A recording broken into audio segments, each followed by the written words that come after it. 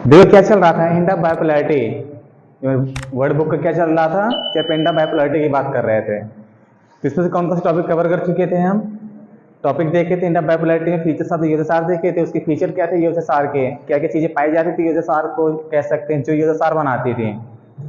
क्या था socialist model, क्या था, कैसे फॉलो किया था इसको, कैपिटलिस्ट हमने दिया, डिफरेंस भी देखे थे, क्या कौन कौन से हमारा सोशलिस्ट मॉडल क्या था, कम्युनिस्ट मॉडल क्या है, ये सब कैपिटलिस्ट क्या थे, इनमें क्या दिया था, हम अंतर भी देखा था और यूएसएसआर को पूरा क्या समझा था, हमने समझा था अच्छी तरह से।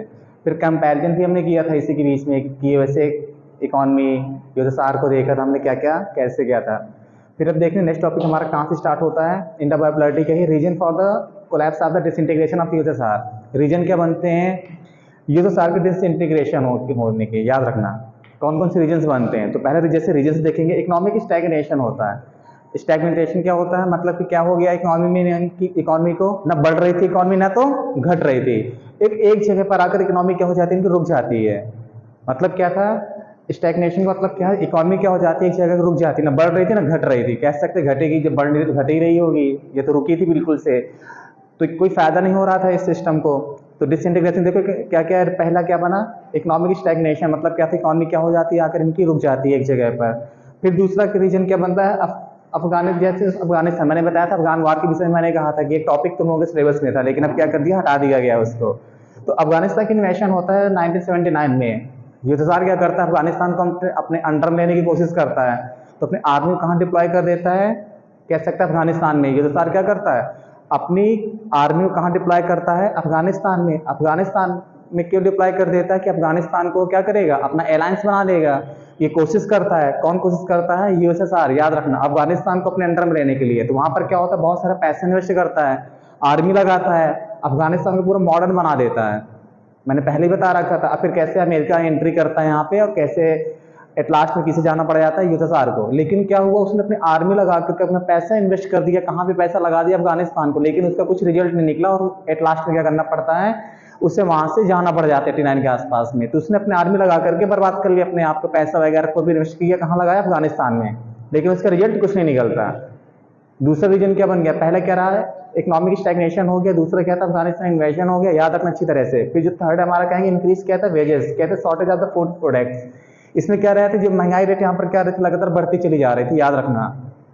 यहाँ पर क्या था, जब इकोनॉमी क्या है रुक चुकी है यहाँ पे, न बढ़ न घट रही है, साथ में क्या था इंक्रीजेस इन वेजेस, मतलब क्या था वेजेस में बढ़ोतरी होने चालू हो गई थी। Shortage of the food products, मतलब क्या था जो फूड प्रोडक्ट्स इसमें क्या हो गया, शॉर्टेज होना चालू हो गया था, पैसा था, उस तरह रह नहीं गया था, तो क्या था फूड शॉर्टेज तो होगा ही होगा। तो इसकी तीसरा रीजन बनता है, इसका याद रखना। फिर क्या होता है ग्रोथ इन, कहता है इम्पोर्ट। इसमें क्या होता है एक्सपोर्ट एंड इम्पोर्ट, मतलब क्या होता है कि इकोनॉमी क्या घटना बढ़ना चालू होगा, अगर ज्यादा एक्सपोर्ट करेंगे मतलब क्या हम लोग क्या करेंगे, ज्यादा डेवलप होंगे। एक्सपोर्ट मीन्स क्या होता है, आपको कुछ भेजना है, वर्ल्ड में ट्रेड करना। इंपोर्ट को तो मंगवा लेना, हमारे पास में क्या था, ये कंडीशन क्या हो जाती है इनके पास में, ग्रोथ इन इम्पोर्ट, मतलब क्या हो गया, कैसे कंडीशन आती है, ग्रोथ किस में हो रही है इनकी, सिर्फ इंपोर्ट में, एक्सपोर्ट खत्म है एक प्रकार से कह सकते हैं। जब इंपोर्ट हो मतलब पैसा हमारा कहाँ जा रहा होगा, देश के बाहर जा रहा है, और फिर भी देखिए शॉर्टेज है फूड की यहाँ पर ऐसा, और साथ में क्या था ग्रोथ इन इम्पोर्ट हो रहा है, मतलब हम कितना मंगवा रहे हैं, फिर भी देखिए शॉर्टेज है, समझ लो पैसे की कमी तो हो ही रही होगी ना यहाँ पे, कुछ ना कुछ, मतलब ग्रोथ इन इम्पोर्ट हो गया यहाँ पर। फेल्ड कहते हैं रिड्यूस, कहते हैं पीपल्स एस्पिरेशन, मतलब क्या था जो लोगों की आशा है तो उसमें भी रिड्यूस कर दी, मतलब क्या था जो लोग चाह रहे थे वो भी उन लोगों को नहीं मिल पा रहा था। तो यहाँ पर क्या जो एस्पिरेशन थी कि हमारा सिस्टम ऐसे वर्क करेगा, हमें ये चीजें मिलेंगी, लेकिन यहाँ पर कुछ नहीं मिलता इनको। तो ये क्या था, यहाँ पर भी पूरी कह सकते हैं रिड्यूस द पीपल्स एस्पिरेशन, लोगों की आशा जो थी सब कुछ क्या हो जाता है, नहीं मिलती उन्हें, फेल होता है। फिर कहते हैं देखो internal weakness of the Soviet political and कहते हैं इकोनॉमिक इंस्टीट्यूशन, और साथ में क्या था जो मेन रीजन बनता है internal weakness of the Soviet system, जो सोवियत सिस्टम था वो क्या था इंटरनल वीकनेस पर भी आता है, कह सकते हैं जिसमें से जो 15 कंट्रियां थी, 15 कंट्रियों में से जो रसिया था, इन 15 में से कौन था, जो रसिया था, उसकी बस कंडीशन क्या थी, कह सकते हैं अच्छी थी। क्या कह सकते हैं इन 15 में से क्या था, यही कंट्री क्या थी जो अपने आप में क्या था डोमिनेट कर रही थी यहाँ पे, इसकी कंडीशन अच्छी थी, बाकी जितनी भी कंट्रियां थी बस क्या इस पे डिपेंड होकर के चलती थी पूरी तरह से। डिपेंड किस पे थी, वो इसी पे डिपेंड होकर के चलती, तो इसी के अराउंड वर्क होता था, याद रखना। तो मतलब कह सकते थे, अब कहा जाता था पूरे यूएसएसआर कि बना इससे है तो सब कुछ स्ट्रांग होना चाहिए था, लेकिन क्या था सिर्फ एक ही है, इसी की डोमिनेंस चल रही थी। मतलब क्या था जो सोवियत सिस्टम में वीकनेस भी निकल कर आती है, क्या सिर्फ एक ही देश यहाँ पर वर्क कर रहा है, और ये पर्टिकुलर क्या था, इकोनॉमिक इंस्टीट्यूशन में जो भी था यही अपना देख रहा था हर तरह से। फिर क्या होता है, एक्सपेंसेस आता है मिलिट्री आर्सनल्स। उसमें मैंने पहले बताया था क्या चल, आर्म रेस चल रही थी। आर्म रेस के चक्कर में क्या था, इसने अपने आप को बर्बाद कर लिया। बहुत सारे देश क्या कर देते हैं, एक दूसरे का मुकाबला करने के लिए आर्म रेस लगाते हैं। आर्म रेस मतलब क्या था, जैसे कि हथियार खरीदो। जैसे इंडिया पाकिस्तान का एग्जाम्पल देखेंगे तो पाकिस्तान भले कुछ ना हो लेकिन क्या करता रहता है, हथियार खरीदता रहता है। वो अपना पैसा उधार लेकर ही हथियार खरीद लेता है। तो मतलब नुकसान किसका करता, अपना करता।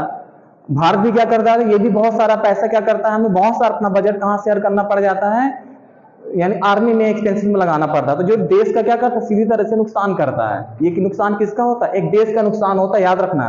ये वीकनेस को शो करता है सोवियत सिस्टम की, कैसे क्या था, क्योंकि हम लोग क्या अमेरिका का टक्कर करना इसे, तो पैसा खर्च करना।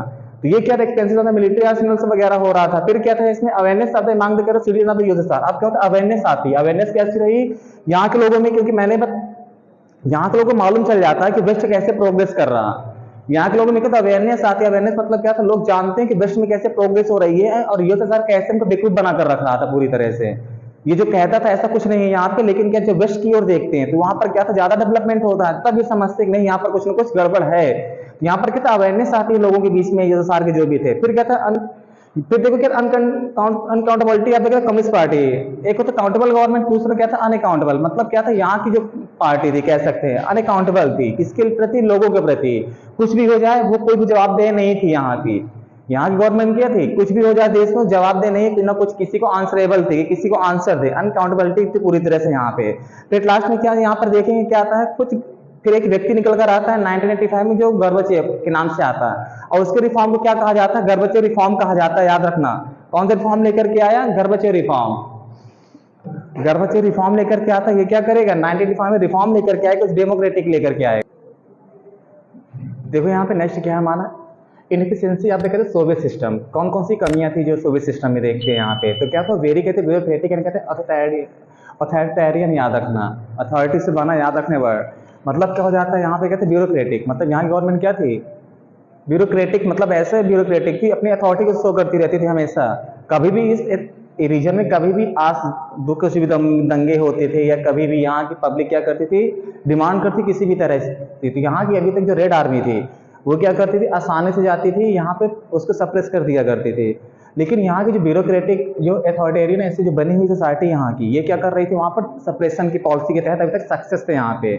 और क्या था, ब्यूरोक्रेटिक अच्छी तरह से बना हुआ था कह सकते हैं, ये जबरदस्ती बनाकर रखा था इन्होंने। लाइक आप कहते हैं डेमोक्रेसी, कहता है absence of the freedom of speech and among the people. और यहाँ पे क्या था, लैक ऑफ डेमोक्रेसी थी। डेमोक्रेसी थी नहीं यहाँ पे, कौन सी गवर्नमेंट वर्क कर रही थी, कम्युनिस्ट। तो डेमोक्रेसी हो ही नहीं सकती यहाँ पे। और डेमोक्रेसी नहीं है तो डेमोक्रेसी का मतलब क्या होता है, लोगों के पास में राइट होंगे। राइट कैसे होते हैं, इक्वालिटी की बात करते हैं। इक्वालिटी चलो दे ही रहे थे, दूसरी तरह की इक्वालिटी थी यहाँ पर, गवर्नमेंट दूसरी तरह से दे रही थी। लेकिन यहाँ पे एब्सेंस आता कहता है फ्रीडम। अब किसकी फ्रीडम की एब्सेंस थी, देखो स्पीच की, फ्रीडम ऑफ स्पीच। मतलब क्या था, बोलने की स्वतंत्रता नहीं थी। आप गवर्नमेंट के खिलाफ बोल ही नहीं सकते कुछ भी।